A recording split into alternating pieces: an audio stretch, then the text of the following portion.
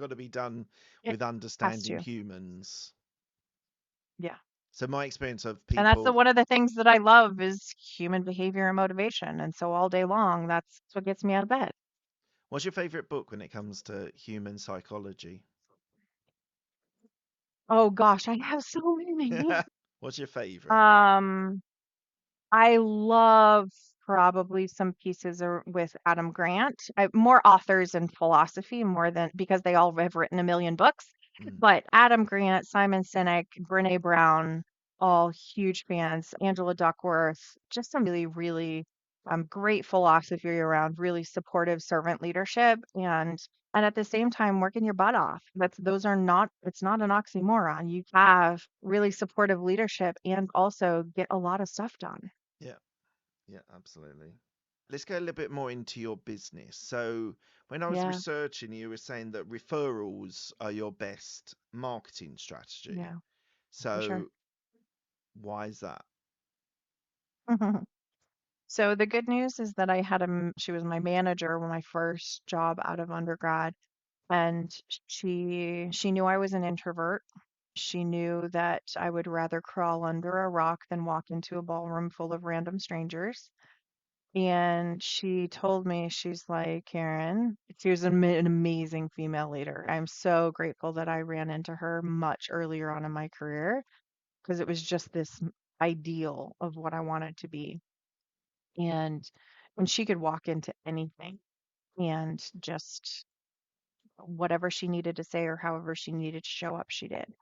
And she's Karen, I know it's not going to be comfortable, but network the heck out of yourself your whole career. And so the good news is that 25 years later, I had a heck of a network. And I really haven't had, survival mode to much extent because my network was so deep and people knew me and they knew me for the genuine Karen and that and what I do best and what I don't want to do. Everybody knew that. And so it was this an immediate thing where I was like, wait a second. Like, we can have you because you're not attached to an employer anymore, and we don't have to pay for your full-time compensation. And, the answer is yes. And referrals are everything. Relationships for me for everything. And I have tons of referral partners in lots of different professions, everything from employment attorneys to business brokers to all kinds of random professions that send me business and they think of me when they can clearly see there's a people issue and they know who to call. And so it's a lot of obviously creating new relationships, but really cultivating those relationships that I've had for decades, quite frankly. That ages me, but decades. I have known some of these people Yeah. and to this day they're just still sending me business. It means I have a really random roster of clients, but it's if I can help, then I'm going to help. I do say no every once in a while, but it is very referral based and it's because I let people know who I am, what I do, and I care about them and they know that. Yeah. Yeah. That's amazing. What does growth look like for you in your business? Yeah, growth for me is a little picky. I am growing. I intend to grow. I intend to grow pretty substantial team. And at the same time, I'm going to be very picky about clients that you have to care about your employees. I've had a few clients that I've brought on board that really did not care one iota about their employees, and that doesn't work for me. I can't support that.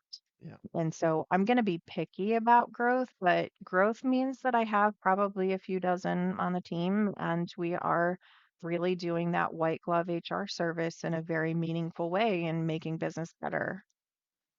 So what is your team? Who do you have as either employees or Yeah. associates that work with you? Yeah. So I have a few people who are my level, like fractional chief HR officer kind of level, that help out when I'm too busy, right? If I can take a project myself, I'll take it, but I need some people at that very senior strategic level to be able to take projects or handle things if I'm too busy. And I suspect more of that will happen as we keep growing, where I'm bringing in other people to do some of that work, and they're amazing. So I love bringing them in and having my clients meet some other people on my team. Um, I have HR generalists on my team that really do the day-to-day employee work. So if employees have questions or onboarding or the transactional stuff, or they have a complaint, they have a benefits problem, they have whatever that looks like. I have an HR generalist that is assigned to most of my clients, but going to be here more soon, but that is does that day to day and is more available than I am. And then I have a payroll team as well that takes care of all the payroll compliance and all the processing. It's one thing in my career that in big enterprise payroll often sits with finance or in a different space. And I've overseen it, but I can't say that it's not my subject matter expertise as much. So Yeah. I have a payroll manager who is just a guru of gurus about payroll, and I lean on her a lot in that space, and my clients love her. She's amazing. And I have somebody who processes payroll as well. So yeah, it's a team deal for sure, and it's going to keep on being more so simply because I there's only so much I can do. Yeah.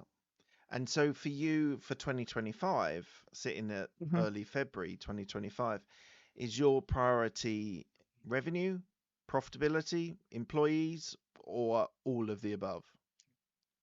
Profitability is always a thing, but we're pretty profitable. I've figured out what roles I need on my team and how much capacity they have, and then obviously build in profitability to that. And so I think I less worried about profitability simply because I have an equation that works for that. And then, but definitely revenue and building the team.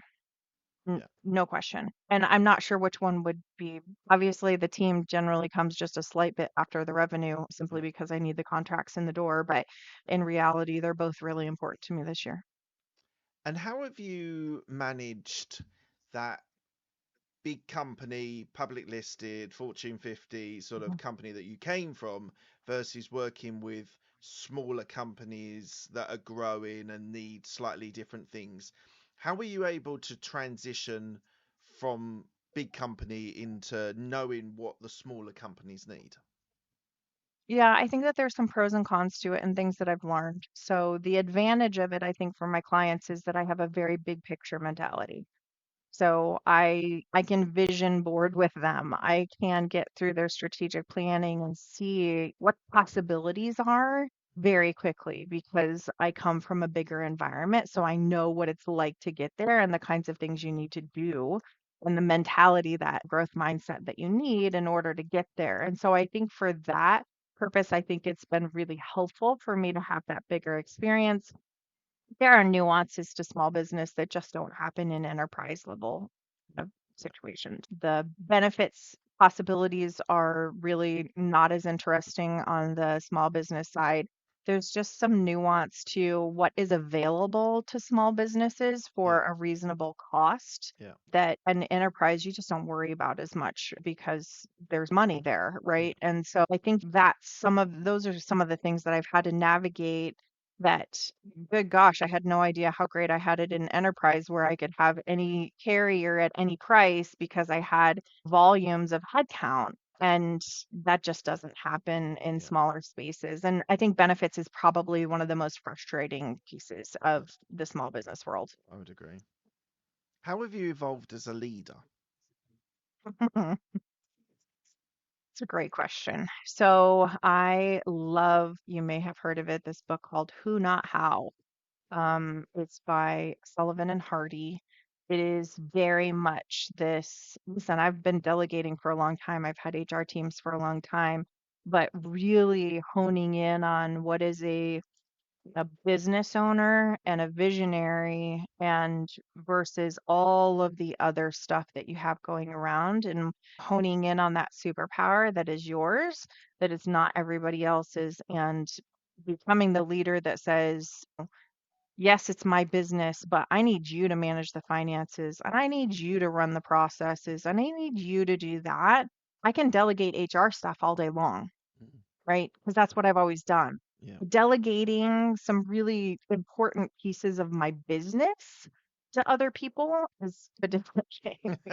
And so I've learned I've learned to figure out my who, not how, and understand that my time and my resources are spent Yeah, or elsewhere. good. Because often in small businesses, the founder leader is the bottleneck because you've already done it, you already know how to do it. Can anyone do it as well as you? You're like, probably not, but you're right. Delegation is so important. Once you've got some employees, you Yeah, need to make sure you're doing the high ticket items, you're doing right, the high ticket right, generating tasks, and not be necessarily in the mud and the weeds discussing everything. So right. yeah, it's hard. It Yeah. is hard. Well, Especially it's that back end stuff, like trusting somebody else to sell, trusting somebody else to do your finances, somebody yeah, else to do that back end stuff that doesn't make money at all. mm, Sales does, but like those back yeah, end yeah, kind of the operational functions, bits. Yeah, right? And that doesn't make me money at all, but this is my baby. Like, and I've never really felt like that before. yeah. So yeah, What would you say your risk appetite is? pretty high. I know that in my profession, you would probably think that risk aversion would be the way of the world, but it's just not for me. I don't have risk aversion. I have people on even last night texting with a new partner of mine, referral partner of mine, and he was like, would you do this?